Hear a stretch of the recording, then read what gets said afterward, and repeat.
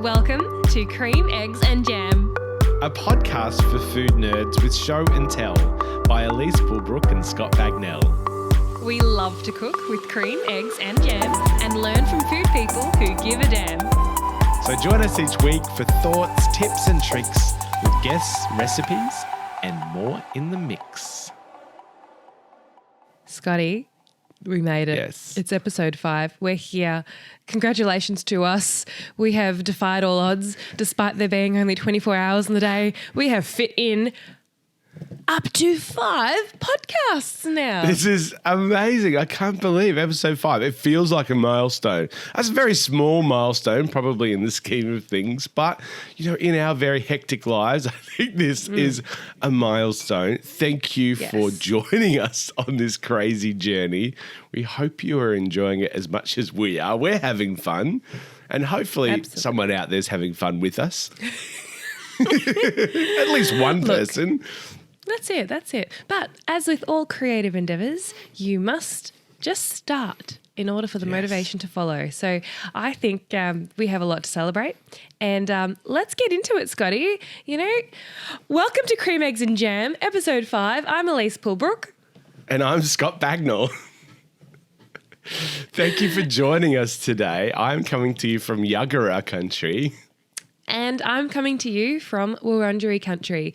We would like to start this week by acknowledging the traditional custodians of the land on which we are recording this podcast and pay our respect to elders past, present and emerging. All right. What a week, Elise. We have had a week. We have had a week. Scotty has been in Melbourne for most of this week, and yet we still didn't manage to sit down and record a podcast. That would have been so much easier. You think. You think. You think. But, you know, when we're together, things are a little bit hectic, and I do believe it's my fault. Oh, no. I apologise. No. From the moment Scotty landed in Melbourne, every single minute of every single day has been filled to the brim, and each night has been guided with, we can keep going until midnight. You know, it hasn't been I'm tired, I might go to bed. No, we must work. We must soldier on. And I love that, you know, sleep when you're dead. I like to jam-pack my life with as much stuff as I possibly can. Yes. So in the past what better week, way to jam-pack it than, you know, spending time with you? Yeah. Scotty landed. Our ultimate objective of the week was to cater a wedding. However, we fit in a few other things around that as well.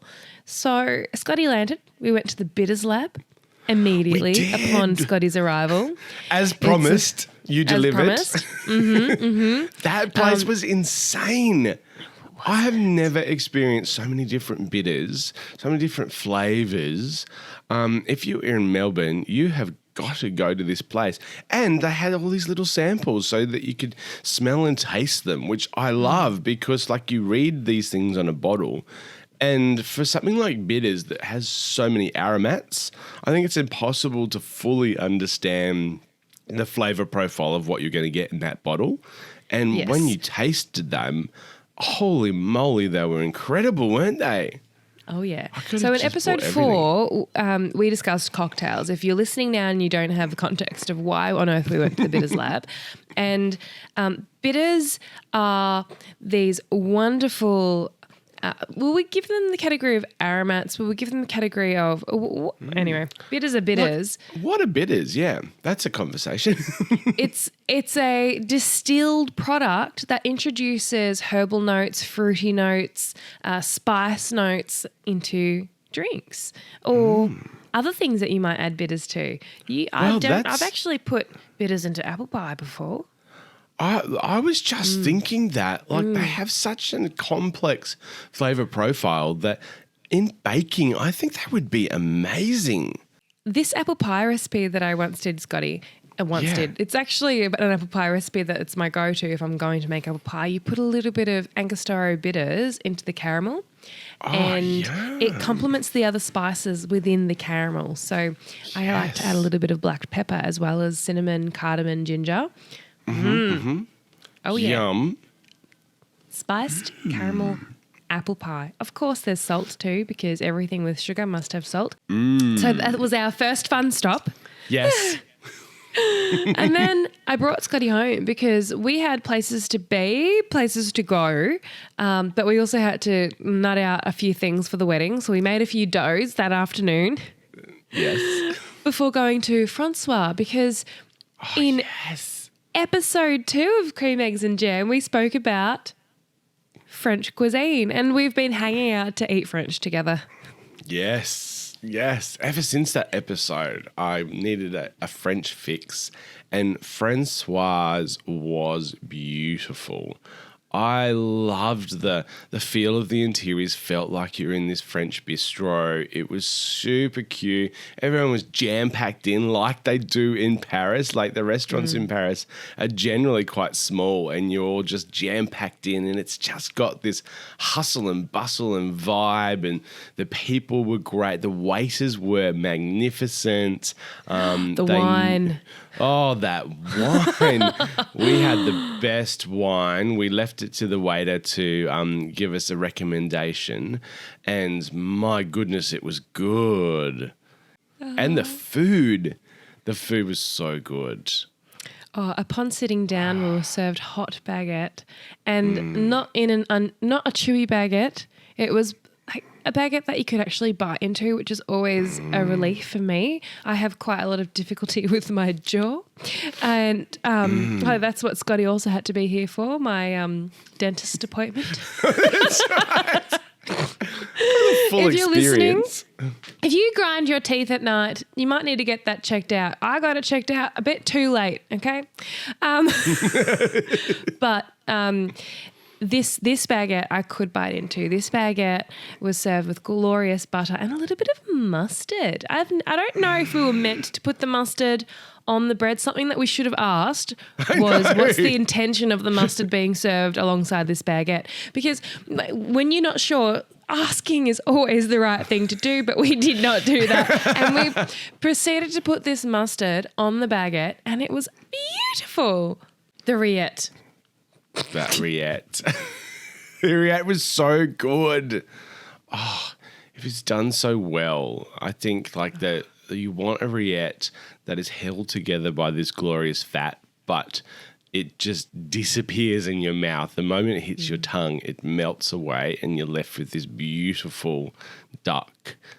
One of my favourite things about rillette is when you spread it onto a little bit of bread, the fat, particularly if the bread is slightly warm, the fat just slightly melts into the bread and you're left with this beautiful, tender meat that is creamy. It is an absolute luxury because, you know, it's typically thigh meat or meat that has had a high fat amount, so it's just so tender.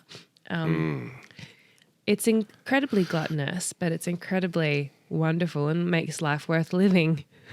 So we did so much, Scotty. On the Thursday when Scotty was down, it was my 30th birthday, we didn't really celebrate. We had to shop for catering a wedding the next day. We spent most of the morning at the Queen Victoria Market, procrastinated buying a lot of cheese, not for the wedding, but for the purpose of the weekend, and then spent the remainder of the day essentially rolling pasta.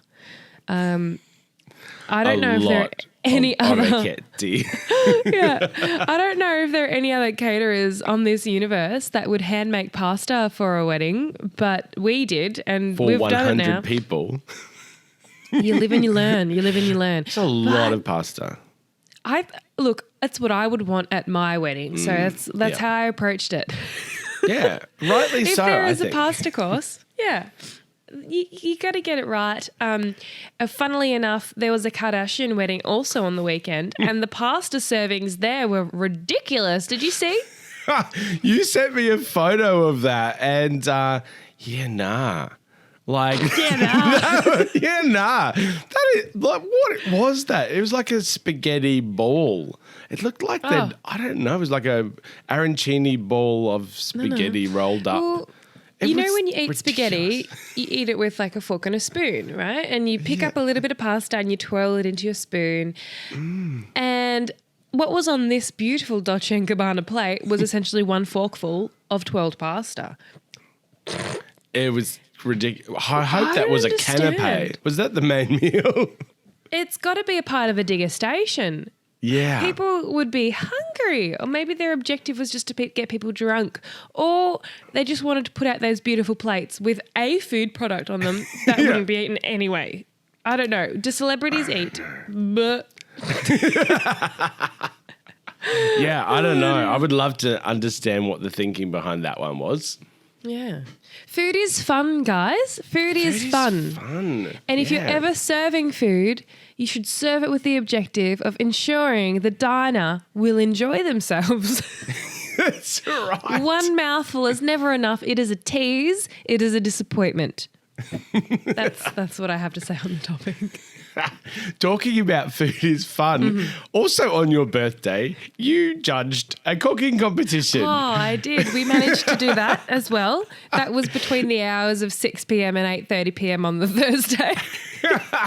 And you were on this tasting podium looking like food royalty.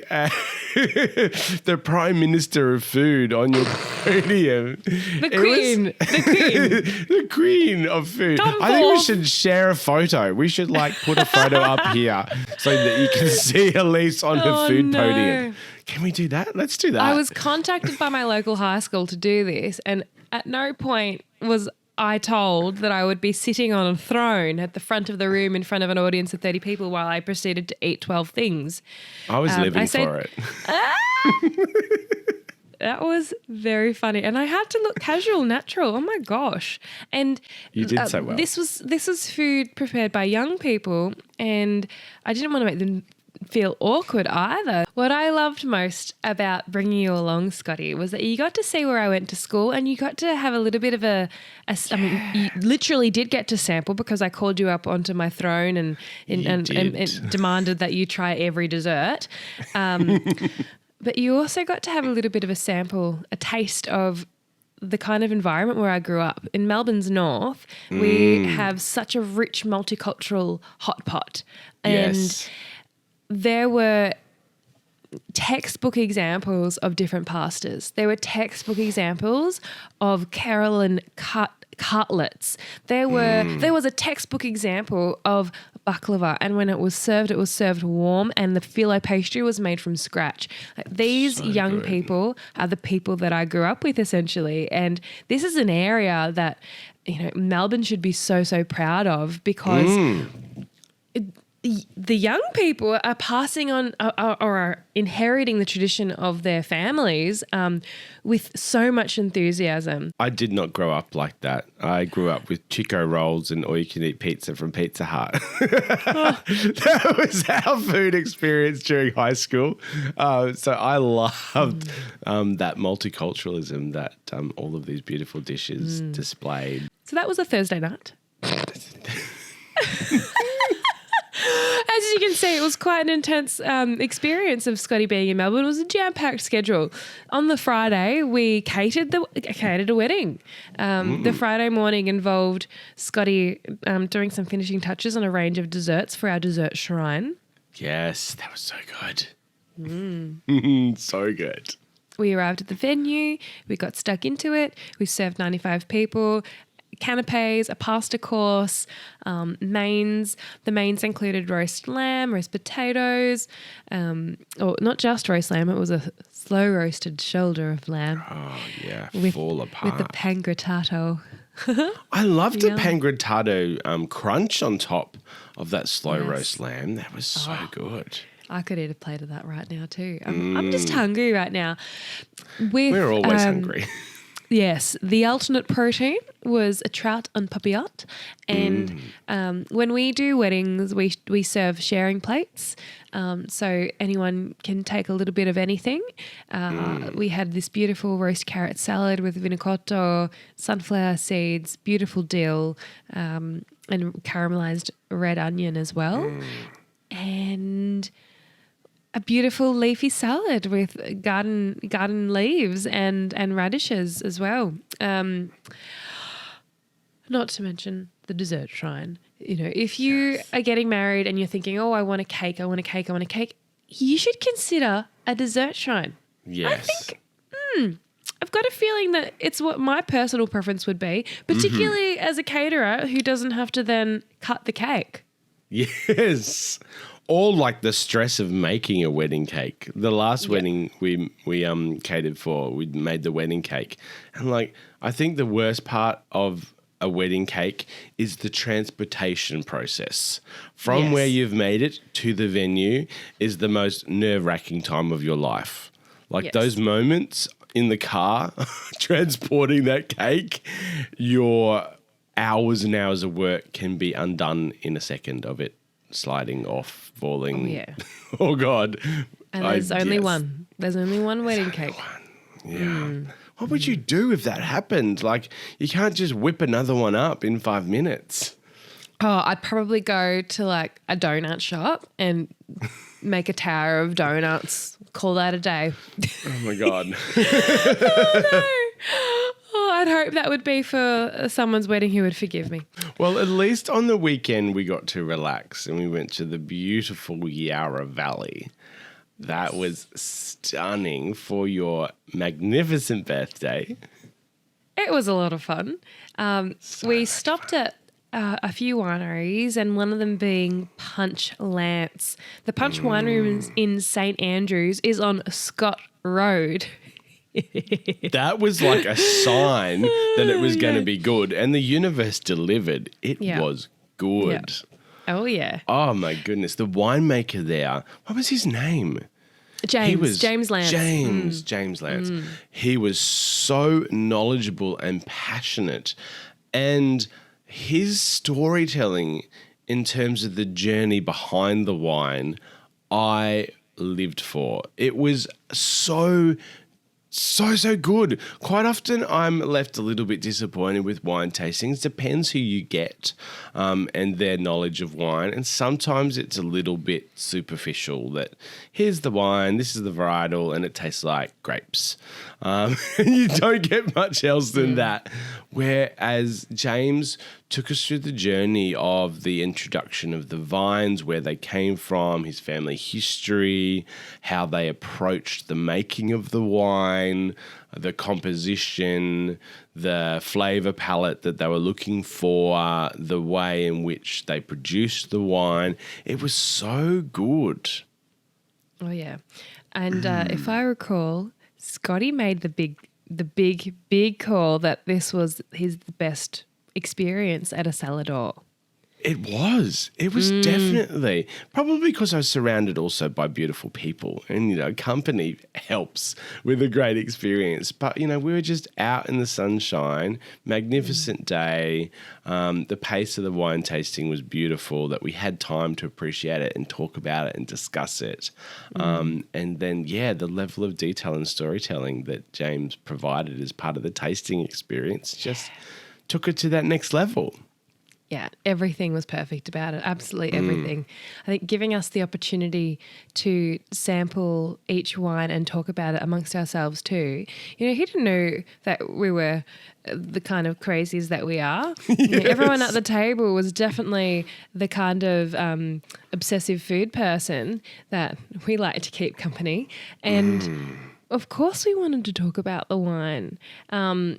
And we were given that space, we were given that opportunity in between each introduction to each bottle. So thank you, James. Thank you. Yes, thank you.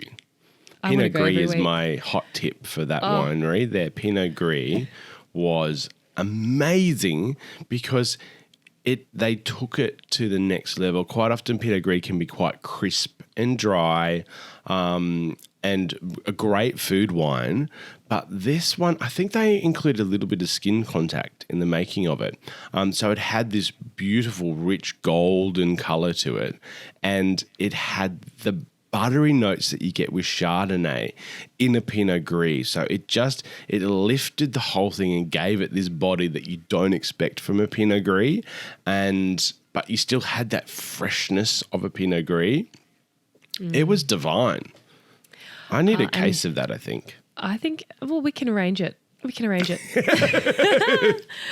I think you learn a lot about individuals based on their palate preferences. If you would like to learn a little about me, you need to go to Punch Wine Room and try their Pinot Noir. It is everything that I ever want in a red wine. It has character. It's long finishing. They have two Pinot Noirs at the moment, and both are extraordinary. The pricier option is a lot more peppery, a lot more, I suppose, curious.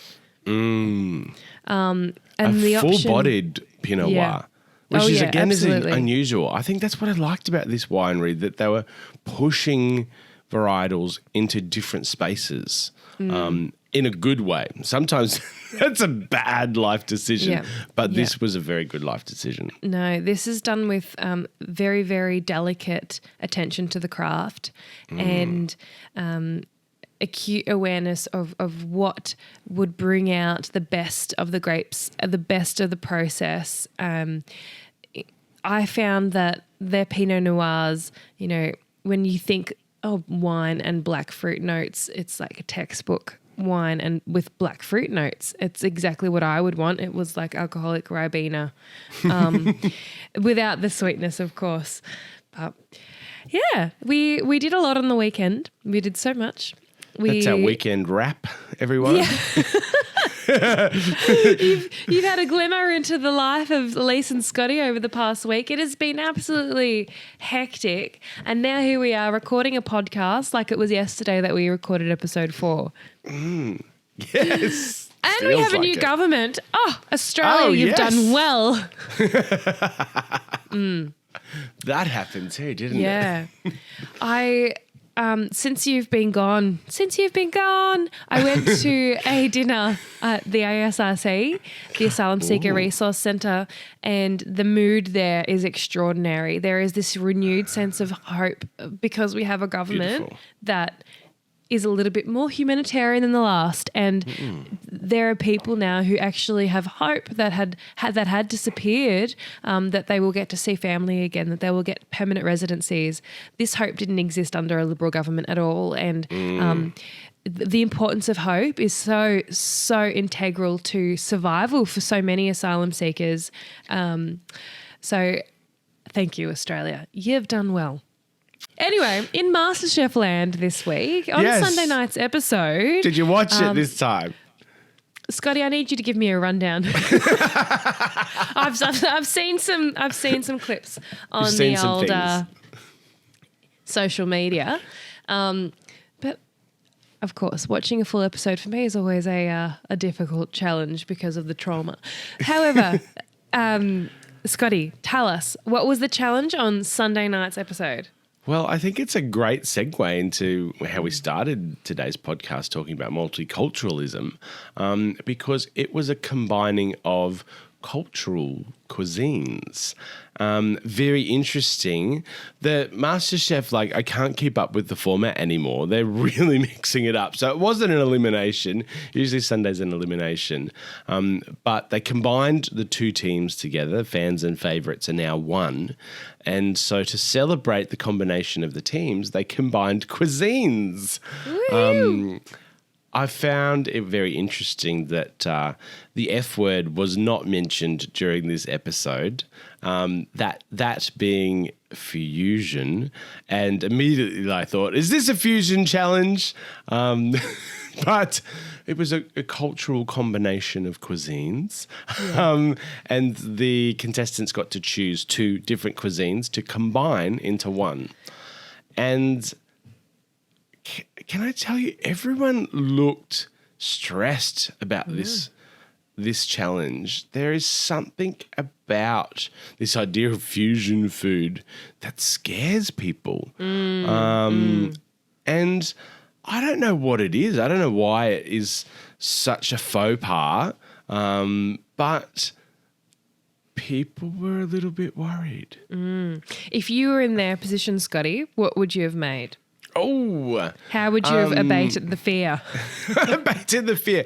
Look, to be honest, I cook a lot of fusion. It's something that I probably do without willingly knowing that I do it, I guess. I love trying new things. I love explorative cooking, going down the rabbit hole and trying new flavors and combinations. Like it's my thing. I like to experiment a lot with food. So I quite often combine a lot of Japanese flavors with things. I would have probably done something very similar to what Aldo did, to be honest, which was a Japanese risotto. I quite often like to throw an Asian spin on a risotto because I think there's similarities in terms of a rice dish and all of the aromats that you can bring from an Asian cuisine. Sometimes I throw star anise and those sort of flavors into the stock and quite often use shiitake mushrooms because I love shiitake mushrooms. That's exactly what Aldo did in terms of combining those Japanese flavors. So he did a beautiful dashi stock with shiitake mushrooms, and I've made a very similar risotto, and it is delicious. So I've made a very similar risotto too. Have Do you recall at Society during Masterchef? Oh, you did. I did. I made a dish that was shiitake, yuzu, and barley. So it was a barley risotto. And I cooked the barley in a dashi stock, kombu, butter, yuzu butter, and I made a furikake that was like a pangotato but with sesame, spring onion, some nori, yuzu zest, of course, and shiitake mushrooms cooked in with a little bit of yuzu butter. Yes, yum. Oh, yeah. And a little bit of chive oil just for a pop of green. Oh, yeah. So it's good. Is that what would you have done? Would you have done that? Well, that was like the direction that I was going in the competition last year, wasn't it? I was making classic Italian but with other flavour profiles. So yeah, that's right. There was that tiramisu with wattle seed, native plum and bush honey. And there was my native aquapazza, the pappardelle with sardines and the bush tomato, aniseed myrtle, lemon myrtle, Geraldton wax oil. Yeah. You were the fusion cook of the season. I thought Dan was the fusion cook. Oh my gosh. Yeah, no. Oh, I made a pumpkin agnolotti with kombu butter.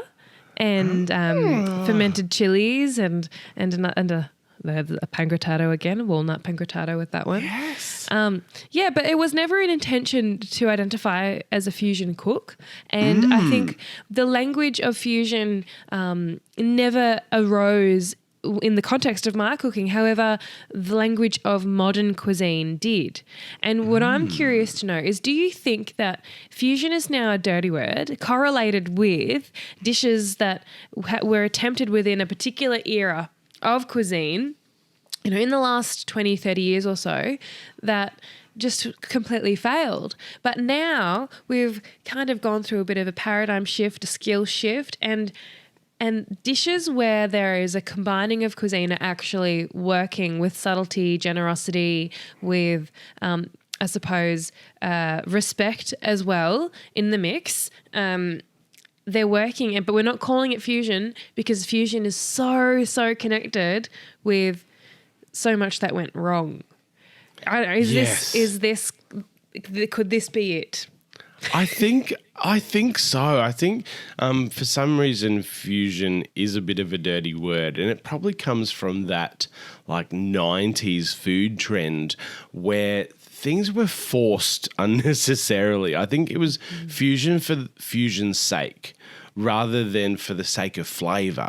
And when fusion is done well and those flavour profiles are combined expertly, I think fusion food is amazing. But there was this time I think it was sort of, that 90s, maybe even earlier, where that food trend was just colliding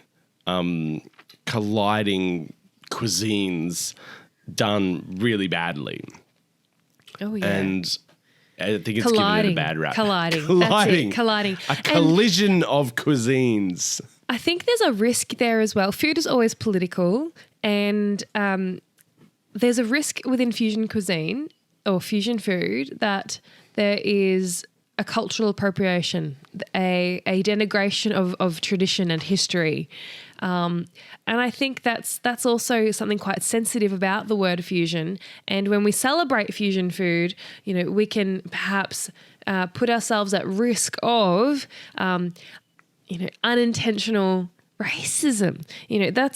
That's something that I know it came up last year during our season of MasterChef when Tommy made a banh mi Danish, and there was a little bit of an uproar from within the Vietnamese community here in Melbourne about what should constitute a banh mi. And unfortunately, Tommy was at the brunt of a little bit of backlash. But these are legitimate opinions. These are opinions that come from places of passion and this incredible need to preserve a history that has been subject to so many influences of colonialization and globalization as well. But, looking back in history, a lot of our cuisines have been brought together by a fusion of cultures. And you're right, sometimes that fusion is under negative context of occupation and war and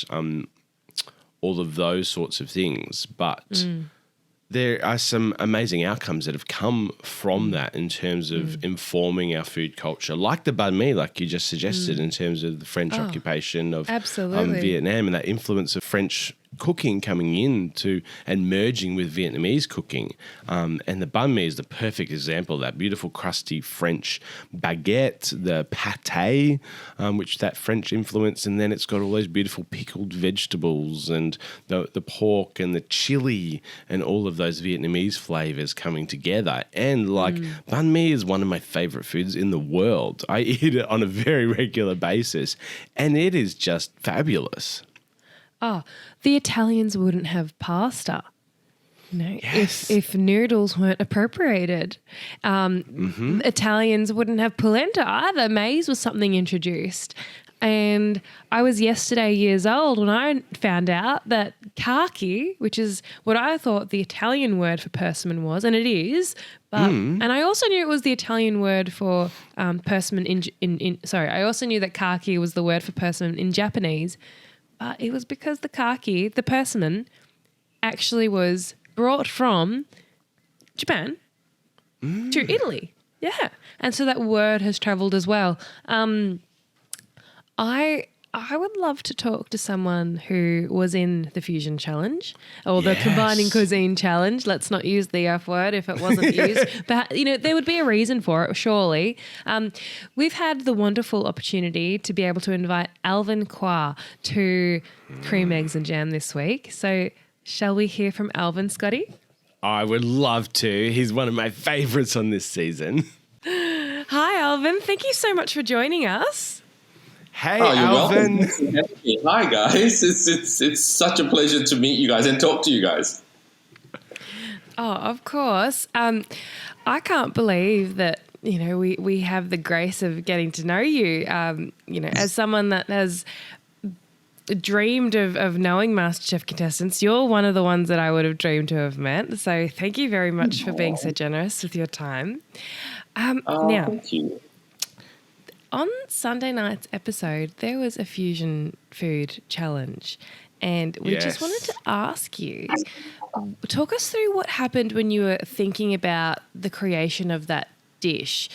It can be quite a journey to come up with a dish within a short space of time, and we're wondering what went on for you personally coming up with that dish. Well, I think fusion dishes, there's a fine line between fusion and confusion, I think. Yes, I love it.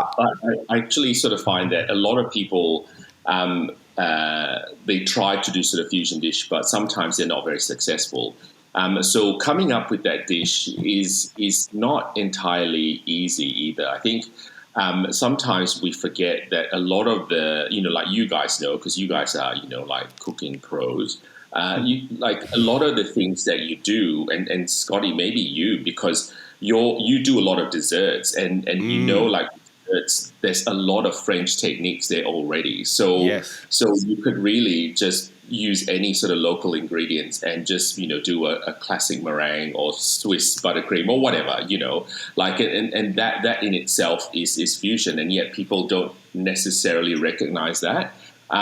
Coming up with my dish, so I like to champion a lot of Southeast Asian sort of flavors, particularly Malaysian flavors, which is where I'm from.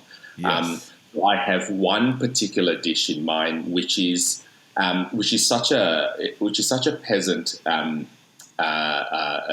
breakfast dish. Really, it's actually called kaya on toast. So kaya is a coconut custard jam. That is like super like laborious to make. I liken it to risotto. Like you need a lot of love, and you need to stir a lot and make sure the custard doesn't burn and all that sort of stuff. So my idea was to fuse that with French sort of cuisine. So I wanted to do my take on kaya on toast, which is a dessert. Now, doing desserts in the kitchen, as you know, or the Masterchef kitchen rather, is always such a poison chalice. So sometimes, like things that are supposed to set just does not set. Yes. Which is like, so my idea was to do a hazelnut dacquoise as the toast, and then two types of coconut sort of flavored, set elements. So one was a caramelized coconut, and the other one is a coconut sort of gel. And then to sit on that is a sort of tempered dark chocolate. So the concept was brilliant, I thought. But I think trying to execute it in a high pressure environment when everything is so hot in the kitchen and trying to set things, and even with the help of a blast chiller, it just didn't quite come together, but I thought the concept was good. I loved the concept. Custard, coconut, jam, like those three words together. I've had kaya before. It's so good. I've never tried to make it. Maybe I need to do that as a mission. You should. It's really, I love it. Like, it's such a childhood sort of thing for me. Oh, yum. I might have to get your recipe for it. Yes. Yours will probably turn out better, I suspect. This challenge particularly, you could see that people were struggling with this concept of fusion. And you mentioned that sometimes it's hard to fuse different cuisines together. Why do you think that is so? What is I think there's two parts to that question. What makes it difficult, and why is everyone so nervous to do it? Yeah, I think the first question, I think it's difficult because people are too scared to combine sort of different flavors because either because of lack of experience or like they're not quite sure how it'll turn out, right? Like, because it's almost like when like there are some naturally perfect marriages, basically, when it comes to sort of fusion. And then there are others that you think, that might not work. So I think when people sort of try to overthink it, that's when they sort of get into trouble. But also I think fusion food has had such a bad rap, right? It's sometimes people think, really, like for a lot of us, I don't know what you guys are like, but I'm a purist. When it comes to sort of cooking, like, you don't want to mess with tradition, but at the same time, for migrants like myself, like, I've had to fuse a lot of flavors because of, like, either I can't find the ingredients here, or, I've had to sort of learn to sort of, cook the way, the people here cook. So like for a lot of us migrants, we've already been fusing our cuisine for God knows how long, right? But I think for the rest of us who's been such a, like, I guess, like a champion of their own culture, like a good example, I think, is Aldo, like from my current season, right? Like, he's so passionately Italian, and everything is so Italian, and yet, like, the surprising thing is what he did for the challenge was fusing Italian and Japanese cuisine, and that turned out beautifully. So for the rest of them, I think they're kind of like, deer in headlights. It's like, oh my God, like I'm fusing this. Does this work? Does this work? And it might not. So there's that element. And I think the other element is for the newer contestants, particularly, the fans or the former fans as they're called now, they're still sort of trying to work how to think on their feet in the kitchen. Yes. You guys have done it. So if you were thrown back into the kitchen, you probably could sort of say, okay, I could do this, I could do that. But for the rest of them, they're still new. So they're sort of thinking, what do I do? Yeah. Yes. Yes. I'm wondering, Alvin, we noticed that the word fusion wasn't actually used within the episode. I'm wondering what your take is on that. Is it because the F word is now obsolete? It's forbidden. It's dirty. It has no place on television now. I'm trying to think that I did sort of wonder that, and in fact, I remember, during the challenge, during the interviews, they sort of say, "Oh, we don't use the word fusion or whatever." It's like the merge or whatever they used. But I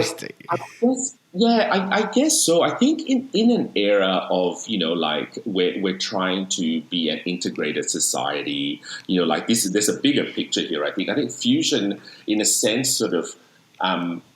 To me, fusion probably sort of projects the idea that there's us and there's them. So, like in a united front, you don't want to have sort of that sort of word fusion. So in that sense, I guess fusion is a dirty word. But in its truest form, I think fusion, when it comes to food, it's not. Like it's actually just a word that means combining different flavors from different cultures or different countries. And I did wonder why it was such a touchy subject or a touchy word. I guess, in the business of making television, and I can't speak for the producers, although I'm trying to right now, maybe they sort of think, look, it could be a trigger for some because it's supposed to be like a family-friendly sort of show, which it is. And I guess fusion has that negative connotation. Which is so interesting because I think historically, when you look back at how a lot of cuisines came to be, they started in the world of fusion, of cultures sort of coming together, and like the banh mi in Vietnam. I think culturally, that's interesting in terms of that French occupation and the combining of those two cultures. And we've had some wonderful dishes, I think, come out of the fusion of two cultures. So I wonder where it goes bad. Like, I'm trying to work out at what point does fusion become a dirty word, and why has it got this negative rap? Yeah, and it shouldn't have a negative connotation, because you're right. Like, I think a lot of when it comes to food anyway, there's a lot of beautiful things that's come out of fusion. Like whether mind you, like how it came about probably wasn't that pleasant. You talk about and all that sort of stuff. But I think when you sort of remove that and sort of look at sort of fusion food, it shouldn't be a dirty word. It's just, I think it's a way of celebrating the merge of different heritage and different cultures. And sometimes it's absolutely unavoidable. I was talking to a Syrian lady last night, and I asked her, "Do you mainly cook Syrian at home?" And she said, "Well, I do like cooking other things, but everything ends up tasting Syrian." And it can be unavoidable. I mean, you mentioned Aldo. Everything is so Italian. If he had to combine two cuisines that were drawn at random out of a hat, his dish probably would have ended up tasting Italian, even if one of the cuisines weren't. Sorry, Aldo, but I just expect that you wouldn't be able to help yourself. Oh, no. No. If you were to do that challenge again, Alvin, would it have been a matter of readjusting ideas to suit particular time constraints? What would you have done if you had a second shot? I think, I actually love cooking desserts, and it's not coming through in the show because of, a lot of restraints and all that. And I've decided that if I were to have a second chance in actually doing that challenge again, I'm going to completely pivot and do a savory. Interesting. I remember when when the challenge was sort of presented to us, I did sort of think, okay, there's two ways I can do this. So one was the kaya on toast, and the other one I wanted to do. I wanted to combine Australian cuisine and Malaysian cuisine. So I wanted to do a seared kangaroo loin with the Sarawak laksa sort of gravy. That's in itself. Yeah. So that, I remember something. Oh God, I could have gone that way. Then I could have been closer to the 10K, but never mind. Damn you. Laksa. Laksa is like the magic word. Yeah. Isn't it? I think so. Alvin, I mean, this is also very relevant to the idea of fusion food because it alludes to fusing of cultures. But within cultures, there is regional cuisine. There is cuisine that's typical of certain time periods within the history of that culture. I would love to know, what is your ideal laksa? Is there an ideal laksa, or are you someone that doesn't discriminate? You will take a laksa from any region that it might come from within your beloved Malaysia, or do you like to execute a laksa that's what you want to eat every time? I have to admit, I'm a bit of a culture whore, so I do not discriminate. I would sort of every laksa, but it's like asking someone. It's like asking a parent if they've got a favorite child, and while they say they don't, there's always a favorite child. Yes. So I have two. I think my favorite one is it's a very standard sort of curry laksa, right? And this is what you get. You get this is the most common thing that you'll find in Australia. And if you go to Malaysia, you'll find it predominantly in KL. So it's just, it's the one that we're very familiar with. It's like spicy sort of, it's got that creaminess of the coconut milk and all the goodness of the noodles and the proteins and all that sort of stuff. So that's one of my favorite. The other one that's sort of less, I guess, celebrated here is the Assam laksa, which is the sour sort of base sort of laksa. So they're my two sort of go-to, and it's just, yeah, I mean, food evokes such memories, of where you travel, where you come from and all that. And for me, nothing sort of tastes more like home than a big bowl of laksa. Beautiful. I haven't had an Assam laksa. I'm going to have to try that. That sounds amazing. Yeah. There might be some in Queensland. Just look it up. It might be. Yeah. Alvin, can you help us, particularly Scotty, because he needs to experience this vicariously. Can you walk us through an Assam laksa, using the language of, description that allows us to taste it in this moment? Okay. So an Assam laksa is basically, so imagine a big bowl, it's a big bowl of noodles, right? So there's noodles, it's the same sort of format. So there's noodles, there's protein, there's a bit of vegetables, okay? But the flavor itself, it's sort of, Assam is tamarind, so it's quite sour. Oh, yeah.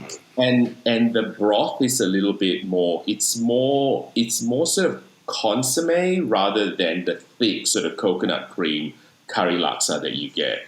So it's sour. It's still got that funkiness of the shrimp paste, which, as I don't know why that's not like a national mascot of Malaysia. It really should be. The shrimp paste itself, it gives it that sort of funkiness. And then you've got the sourness of the tamarind. And they also use ginger flour, which is another sort of sour element to it as well. The noodles that they use is different as well. So they use sort of more the thick sort of tapioca sort of style noodles. Very similar. The closest thing I can use to describe it is very similar to an udon noodle. It's just, and it's sour and it's spicy and it's funky. So, that's my way of describing it. That sounds amazing. I'm going to seek this out in Brisbane. Or maybe I just need to go somewhere else and find it.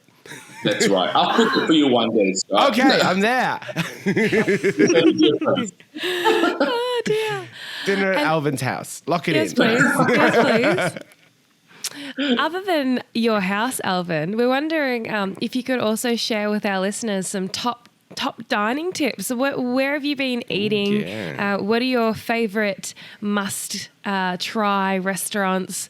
What's getting your palate excited at the moment?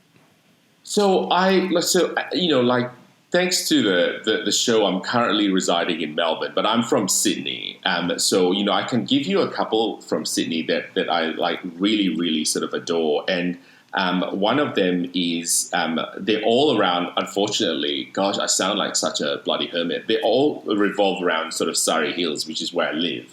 And so Arthur Restaurant is one of them. And it's one of those, little neighborhood restaurants that do really good local produce really well. Like they use indigenous sort of ingredients and local wines, and there's an example of fusion food that goes really well. It's every dish they do is so magnificently fused. It's just, you guys need to try if you're ever sort of there. The other one is it's a local pub actually, but it's not like I don't do pubs, as you probably can deduce looking at me. I like that. Look at me. I don't do pubs. Nothing against pubs. I think, pubs are great, but it's just, I find like I stick out like a sore thumb. I feel like I'm exotic in a pub, but never mind. You should just challenge everyone around and be like, I'll take 2 pints, thanks. Confuse them all. I'm thinking, how big is a pint? Like, this is how uneducated I am. So my local pub is this little gastro pub, which is like amazing. Like it's one of those fancier pubs, and it's called Dead Ringer.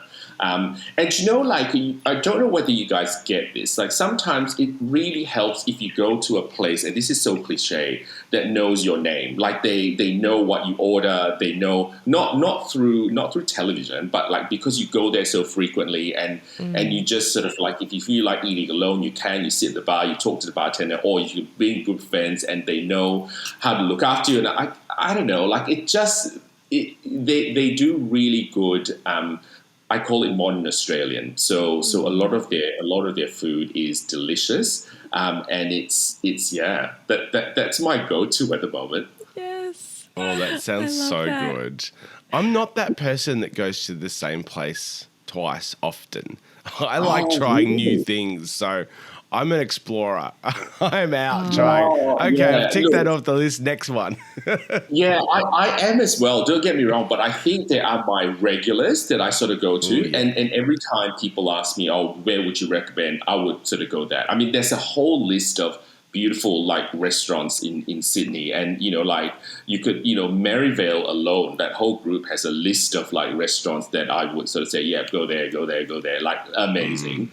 And then there's like Peter Gilmore, like Key and Benelong. It's like and see, there's still no pubs. Shit, I really need to sort of like I need to sort of I'll explore pubs. The next time we speak, I'll say, go to that pub. I Alvin's did something pub uncomfortable. Review. Yes. Alvin's pub review. Says no one coming. ever. I think that's what would make it so funny. That would be hilarious. Oh dear. I think it says a lot about your character if there are places that remember your name, and I'm just trying to rattle through, where do I go that I feel like you're regular. For me, it's the local Vietnamese bakery. I know V. Yes. I love V. She's who I want to make my banh mi. There's a local Italian pastry shop, Il Pasticino, and they don't know what I'm going to order because I'm a little bit random. But it's nice that they know. And it's not from MasterChef either. It's just because of regular human activity. Yeah. And there are so many benefits when they know you too. So Yes. I used to work right next door to A1 Bakery on Sydney Road, and I'd be at the back of the queue. And because they knew that I would, be a busy working lady, they'd be like, Elise, what do you need? And I'd be at the back of the queue, and I'd be like, look, I just need some bread. I just need some pita bread. Yeah. Grab it. Pay at the coffee station. Oh, I love that. Oh, They would encourage the cutting of the queue. Yeah, don't you feel special? It's like when you're queuing up in a nightclub and suddenly you say, oh, no, you can come through. And you suddenly feel like a supermodel. It's like, Yes. this is what I should be treated everywhere I go. That's right? it. VIP. Yes, please. Yeah. I don't want to be a VIP at a club. There's actually another French bakery, like literally next door, which is very dangerous. Literally next door to where I live. It's called La Vie and Belle, and I think hands down the best almond croissant I've had ever. Oh, I love almond croissants. Right? Like I thought you might, Scott. So you need to. It's called La Vie and Belle. They're so French, in all the nicest ways. Oh, I love a good almond croissant. We've got a great place here called Hugs, which I love just the name of, because it feels like you're getting a warm hug every time you have a croissant there. And they do an almond croissant and they drizzle over like an espresso icing, so it's like a coffee almond croissant. It is so good. Oh my gosh. Yeah. You're both making me incredibly hungry. I think we're going to have to go and get snacks. Yes, snack time. Yeah. Oh, wait. I have... Oh, dear. Yes. Thank you so much for joining us, Alvin. We absolutely adore you and cannot wait to have Assam Laksa with you in Sydney. I'm booking my flight. Yes. That'll be fun. Thank you for having me. You guys have been great to chat to. Stay on Masterchef. Yes. Stay on as long as you can because we love you. And then we'll have the Assam later. Yeah. Every day's a battle.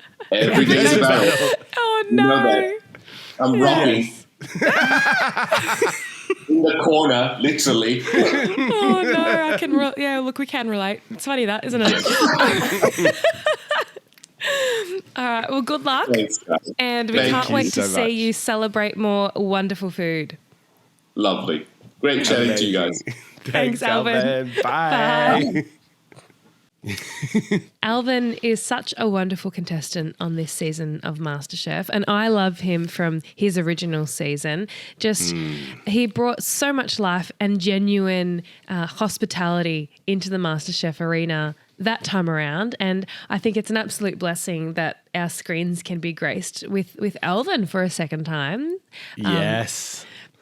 It was so lovely to talk to him. And I'm going to make that coconut custard jam.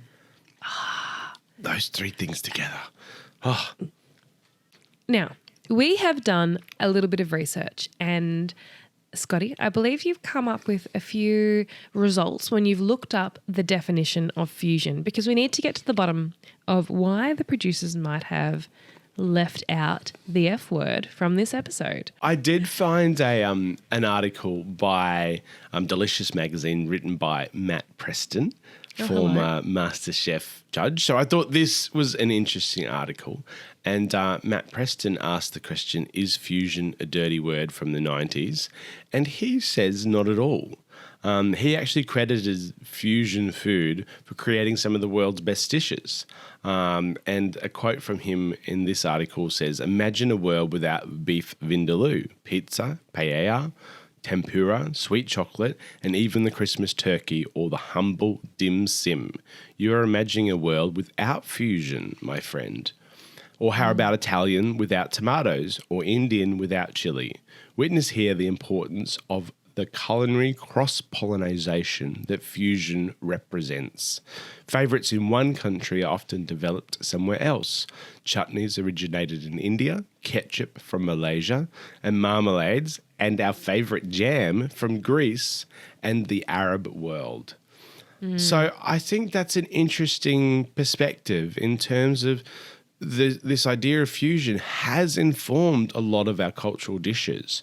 So maybe it is the fact that once those dishes are represented and instilled as part of our originality, then when they're changed or altered, I don't know. Where does fusion go bad? At what point does it turn nasty? Well, at risk of sounding insensitive to those who are offended by fusion for reasons that are rooted in the need to preserve identity, I suppose when we go to justify fusion cuisine, it does seem like a word that should be, treated with a little bit more acceptance. But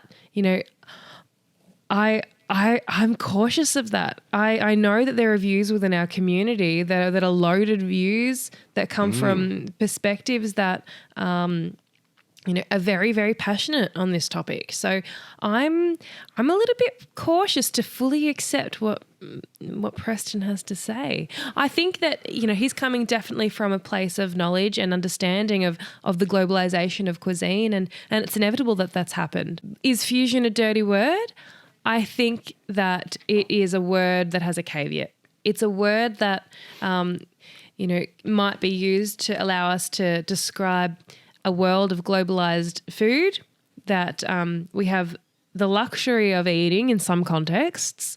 Deliciousness is always going to be fun. It's always going to be appreciated. But the erosion of culture is a consequence of globalization. It is attached to the idea of fusion, and so I think it is a word with a caveat.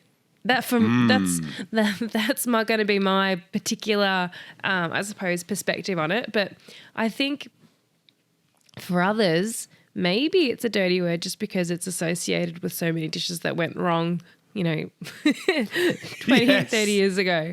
So the Wolfgang Puck's rabbit hole of throwing as many different toppings on a pizza to create this idea of gourmet pizza.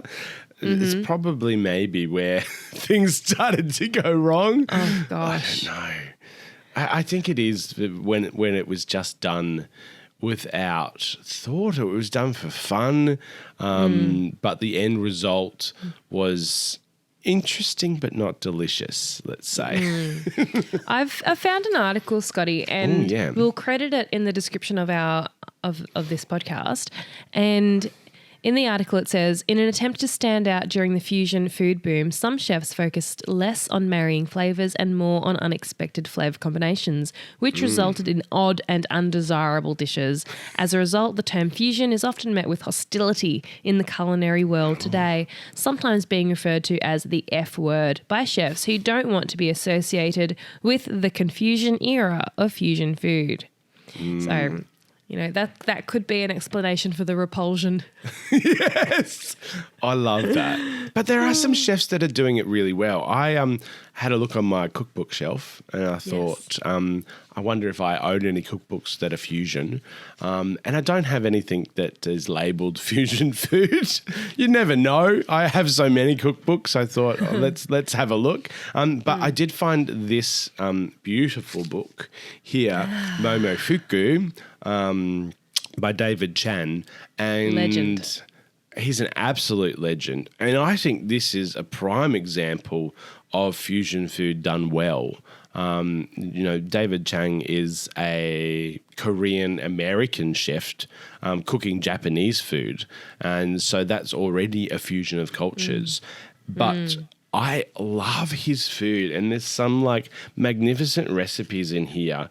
I really love unusual flavour combinations. So for me, fusion food excites me if it's done well. And there's this even something simple like this beautiful pan-roasted asparagus with the poached egg and just miso butter. Yeah. A very French cuisine, but introducing that miso element into it. Gorgeous. I very eat that. doable for the home cook. That's fusion that is less likely to lead to collision. Yes, that's right. I think something else in the Momofuku book is that cereal milk ice cream or cereal milk panna cotta. I think it started as a panna cotta. And yes. that's an introduction of high fructose corn syrup into an Italian dish. Yes. So the much from loved Milk Bar. Yeah. Cornflakes, high fructose corn syrup, very American. Very American, yes. It's so good. This one looks really interesting too. I picked this one out. This is a bacon dashi with potatoes and clams. How good does that sound? Oh, why didn't we make this when we were together over the weekend? I know. I want to eat this right now. I think the next time we do travel to visit each other, we need to make like a little bit of a menu that we just cook for ourselves, like foods that we want to make together. Oh, yeah. That's a good idea. For fun? Yeah. Yes. Yeah, I like that. Yes, please. So I've pulled out a couple of books as well. Oh, yes. I'm interested to see what your fusion cookbooks look like. Again, these are books that aren't intended to be, categorized as fusion cookbooks. The first one is Hiakai. I'm sorry if I'm mispronouncing that. Monique Fiso is the author and the chef behind this particular text. And this is a text on modern Maori cuisine. This is a book where you'll find, I suppose, the composition of dishes that might remind you of French cooking, but the flavours are intimately, native to New Zealand or connected to the Maori culture. If that would be probably the better way to put it as well. Another book that I've pulled is Season by the wonderful Nik Sharma. And in these books, we have tradition met with modernity. And this is where I'm, I suppose, getting this idea of modern cuisine from as well. In Nik Sharma's book, you'll find things like, a ceviche with Indian spices or an apple cake but with a masala chai spice. Yum. Yes. This is a book with, what does he say? Think chicken soup transformed by sweet, sour Omani lime. It's a rare cookbook that comes to represent the way we eat now, translating the world of food and restaurants for home kitchens and capturing modern diversity. This is what Nik hopes to do through Season. So there are a couple of books that aren't necessarily intended to be fusion books. They are a means of celebrating culture without making traditional dishes. Okay, so these aren't books where you would go and try and look for classic executions of particular dishes from history. These are modern approaches to the ingredients available and to the understanding of the past, to the traditions that we're informed by today. This is such a complicated topic, isn't it? And I think there are so many different views and opinions. We would love your opinion. Let us know what you think. Is fusion a dirty word? Should we be using the F word? Is there a different word? And what are your thoughts on fusion food? Have you had a good experience? Have you had a bad experience?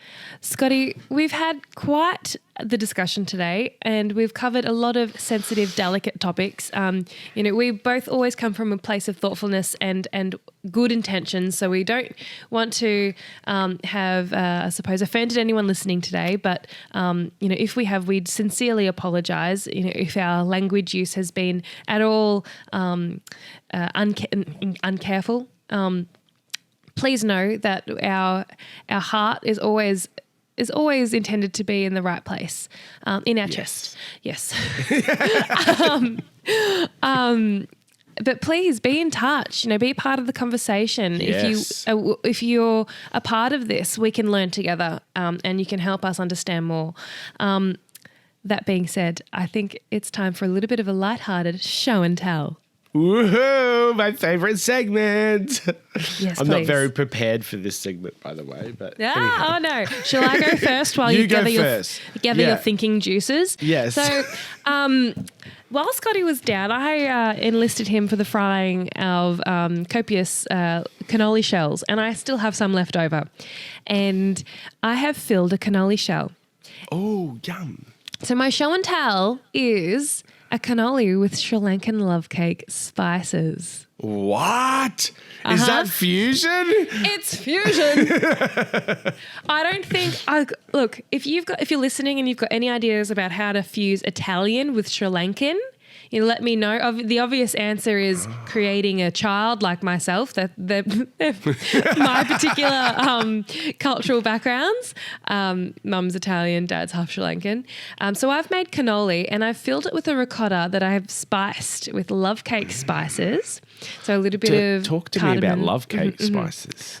So love cake, Sri Lankan love cake, is spiced with cinnamon, cardamom, ginger, a little bit of nutmeg, and rose water. Okay. It's made with a lot of cashew nuts as well. So imagine a flourless cake made with almond meal, but in the context of Sri Lankan love cake, it's made with cashews. And I like making love cake with brown sugar. So for this cannoli, I've sweetened the ricotta with brown sugar.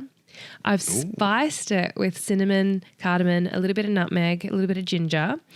And I've crushed up some roasted cashews, folded that through the ricotta, and a little bit of lime zest as well. Yum. Instead of rose water in the ricotta, I had some dehydrated rose petals that I bought from Gewert's house a little while ago. So it's this pink powder that just smells like roses, and I mixed that with the icing sugar that I've then dusted my cannoli with. So oh my God. It smells like love cake. That rose water smell and those undertones of spice, it smells like love cake. I'm really excited by this because this was an idea that I was mulling over during MasterChef, and it hasn't been until now that I've actually given it a go. That sounds amazing. You should have pulled that out on MasterChef for sure. Oh, look. Someone else at some point in time will get the pleasure of eating this, and I'm one of those humans right now. So this is my show and tell, Scotty, my Sri Lankan cannoli. Who would have thought? Sri Lankan cannoli. This could be a new food trend. Oh, look, I am a purist and I am the kind of person that doesn't like to muddy with tradition too much. I actually don't like cannoli that's just laden with sugar. I cannot handle some of the cannoli that you see these days that's just drizzled with chocolate or, just filled with ricotta that just tastes like sugar or cream. Ricotta needs to taste like ricotta.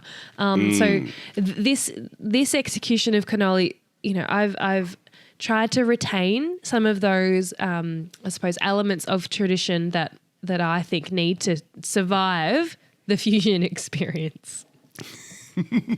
Yum. Oh my God, I love it.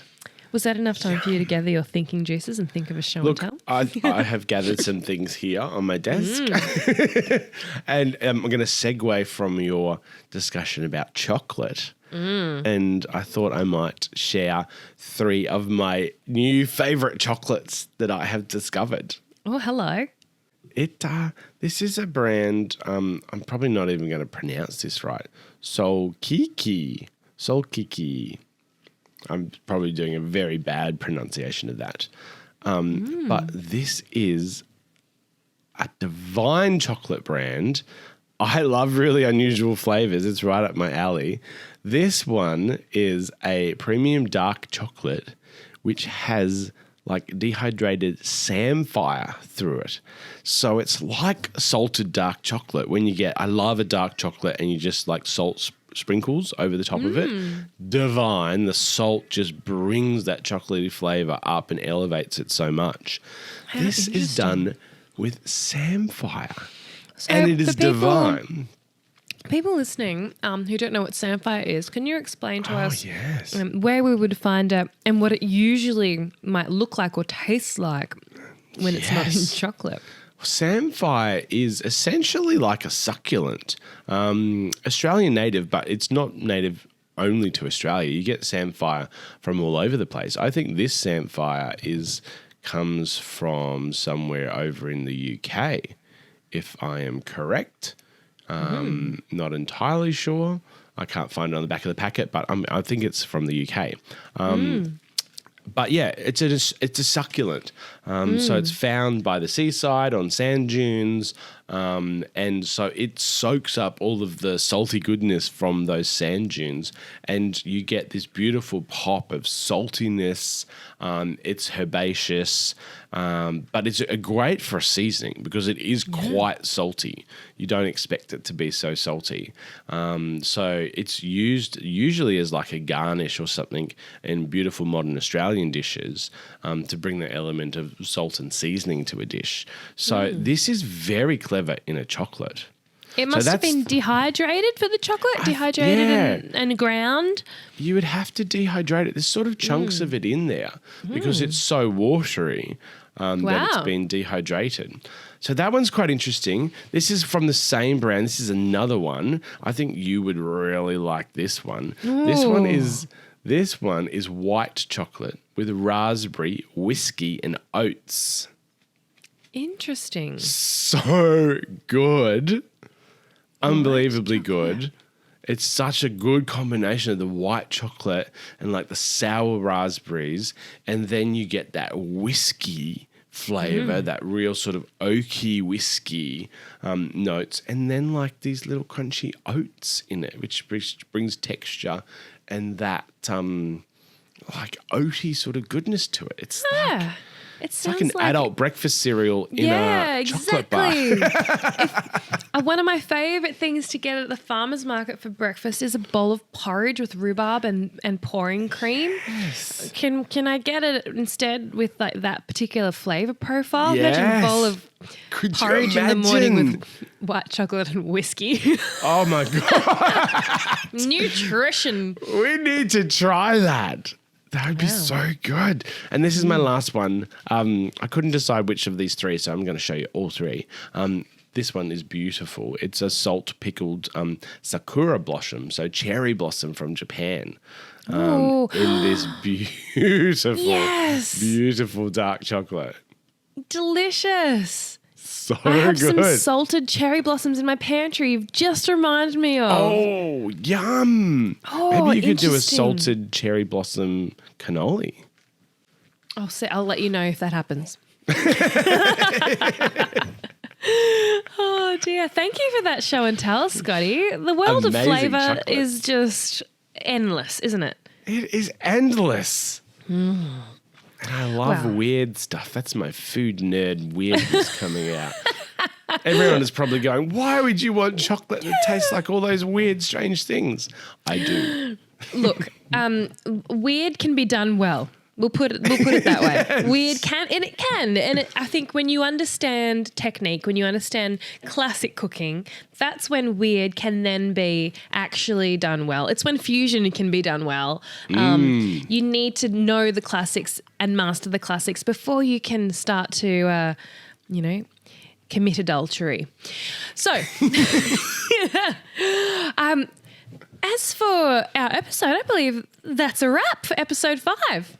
As always, we hope you have enjoyed our episode. If you have anything to add to the conversation, please be in touch, and let's continue on this conversation on food as politics and food as a communication device, particularly when it comes to cultural representation and identity.